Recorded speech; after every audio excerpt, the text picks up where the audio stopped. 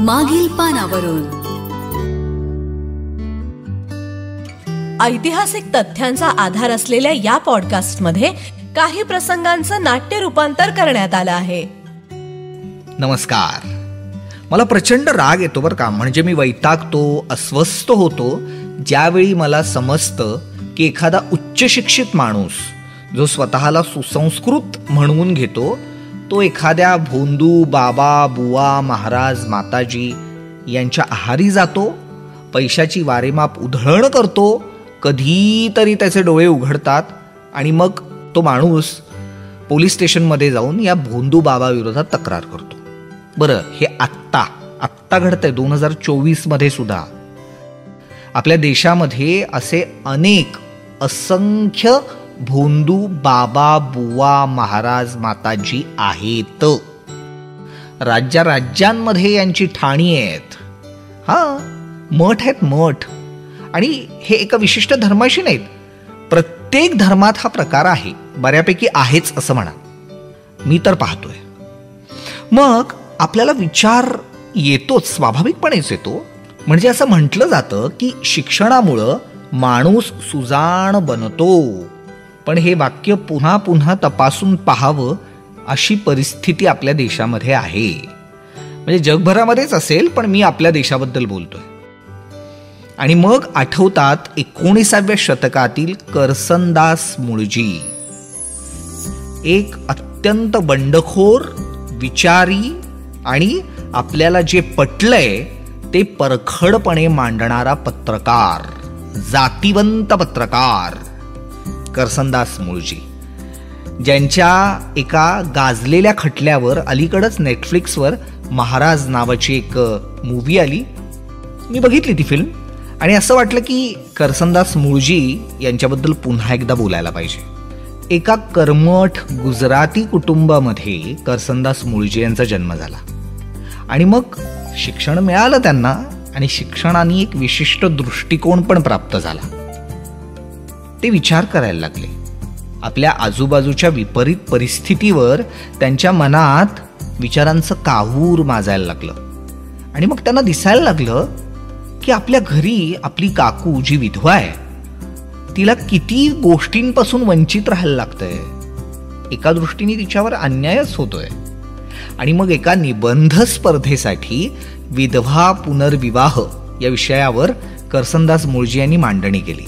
आता करसनदास मुळजी यांचा तो निबंध विधवा पुनर्विवाह या विषयावरचा खूप गाजला आणि त्याच्याबद्दलची वार्ता त्यांच्या कुटुंबापर्यंत पोहोचली.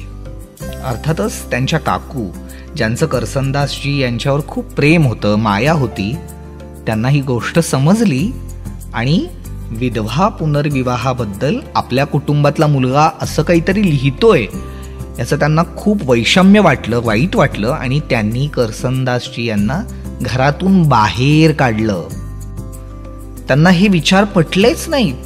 त्यांच्या पारंपरिक मनाला हे उमजतच नव्हतं की का विधवेला एका सर्वसामान्य स्त्रीचं आयुष्य मिळू नये.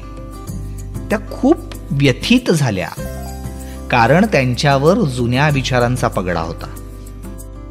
करसनदासजी यांचं लग्न झालं होतं त्यावेळी, त्यामुळे ते बाहेर जाऊन त्यांना पुन्हा प्रकर्षाने वाटायला लागलं की माझ्याच घरात मला जर एवढा विरोध होत असेल तर मग समाजात काय प्रकारची विदारक परिस्थिती असेल, मी हे सगळं मांडणार आहे. दादाबाई नौरोजी यांच्या रास्त गुफ्तार नावाच्या एका नियतकालिकामध्ये त्यांनी लिहायला सुरुवात केली. सुरुवातीला दादाबाई नौरोजी यांचं खूप प्रोत्साहन होतं करसनदासजी यांना, पण पुढे काही कारणांमुळं या वर्तमानपत्रातून त्यांनी रजा घेतली आणि एक स्वतःचं स्वतंत्र वृत्तपत्र सुरू केलं, ज्याचं नाव होतं सत्यप्रकाश. आणि या सत्यप्रकाश नावाप्रमाणेच ते समाजातल्या अनिष्ट चालीरूढी, परंपरा, ज्यामुळं एका विशिष्ट गटावर, समूहावर अन्याय होतोय, अत्याचार होतोय, विभेदी वागणूक मिळतेय, त्याच्याबद्दल परखडपणे, अतिशय ठामपणे बोलायला सुरुवात केली. तर याच सत्यप्रकाश नियतकालिकातून करसनदास मुळजी यांनी त्यावेळच्या वल्लभाचार्य पंथाशी संबंधित असलेल्या, पुष्टी मार्गाशी निगडीत असलेल्या जदुनाथजी ब्रिजरतनजी महाराज यांच्या काळ्या कारनाम्यांवर लेखमाला लिहिली. आता त्यामुळं त्यावेळच्या गुजराती समाजामध्ये विशेषतः वैष्णवपंथी पुष्टीमार्गाशी संबंधित असणाऱ्या समूहामध्ये खूप चर्चा व्हायला लागली. हे जदुनाथजी महाराज धर्माच्या नावाखाली अनेक स्त्रियांचं शोषण करत होते आणि त्या स्त्रिया धर्माच्या पगड्यामुळं, कुटुंबाच्या दबावामुळं फारसं बोलत नव्हत्या. हे सगळं करसनदासजी यांना कळत होतं. आता करसनदासजी पण याच पंथाशी संबंधित होते, त्यामुळे त्यांना अगदी जवळूनच हे सगळं पाहायला मिळत होतं.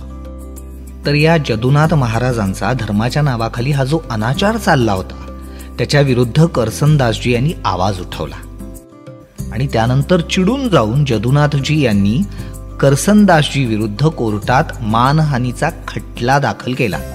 त्यावेळी हा अत्यंत गाजलेला असा खटला होता.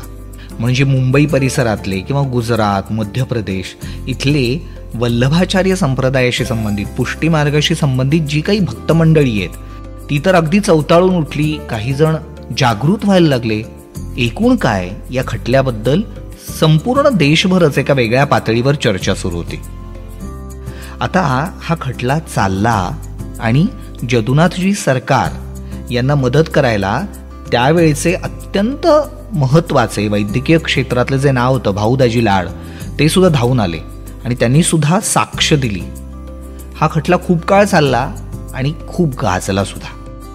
तुम्ही तो काळ लक्षात घ्या. 19वे शतक आहे, धर्माचा खूप पगडा आहे, शिक्षण अजून तळागाळापर्यंत पोहोचतंय. अशा वेळी एखाद्या अत्यंत महत्वाच्या मानल्या जाणाऱ्या महंताबद्दल हा खटला सुरू होता. त्याच्याबद्दल त्यावेळच्या नियतकालिकांमध्ये छापून येत होतं, लोकांना कळत होतं. काही मंडळी कोर्टाच्या बाहेर गर्दी करत होती. वातावरण अत्यंत तापलेलं होतं. पुढं काय घडणार, कुणाच्या बाजूने निकाल लागणार, ही उत्कंठा शिगेला पोहोचलेली होती आणि निकाल करसनदासजी यांच्या बाजूने लागला. एवढंच नाही तर त्यावेळी करसनदासजी यांना जवळजवळ 11,500 रुपये भरपाई म्हणून मिळाली. या सगळ्या कोर्ट कज्जामध्ये त्यांचे 14,000 रुपये खर्च झाले होते. पण कोर्टाने त्यांना इतकी रक्कम मिळवून दिली. त्यावेळची ती किती मोठी रक्कम असेल, मी 19व्या शतकातली गोष्ट करतोय. तर ती रक्कम त्यांना मिळवून दिली. या खटल्याचा निकाल देताना अर्नॉल्ड यांनी जे म्हणणं मांडलं ते खूप महत्वाचं आहे. ते म्हणाले, आपल्या समोरचा हा प्रश्न धर्मशास्त्राचा नसून नैतिकतेचा आहे. प्रतिवादी आणि त्यांचे साक्षीदार हेच सांगण्याचा प्रयत्न करतायत की एखादी गोष्ट नैतिकदृष्ट्या बरोबर नसेल तर ती धर्मदृष्ट्याही बरोबर असणार नाही, असू शकत नाही. आजही समाजातले भोंदू बुवा, महाराज, माताजी यांच्या वादग्रस्त गोष्टींबद्दल चर्चा होते, त्यांच्या अनाचाराबद्दल बोललं जातं, त्यांनी केलेल्या वाईट कृत्यांबद्दल पुढं येतं. त्यावेळी हे जे अर्नॉल्ड यांचे शब्द आहेत ना, ते आपल्याला परिस्थितीचा विवेकी विचार करायला मदत करतील आणि तेच एका अर्थानं करसनदास मुळजी यांच्या 19व्या शतकातल्या लढ्याचं स्मरण आणि यश असेल. पुन्हा भेटूया मागील पानावरूनच्या पुढच्या भागात. नमस्कार. मागील पानावरून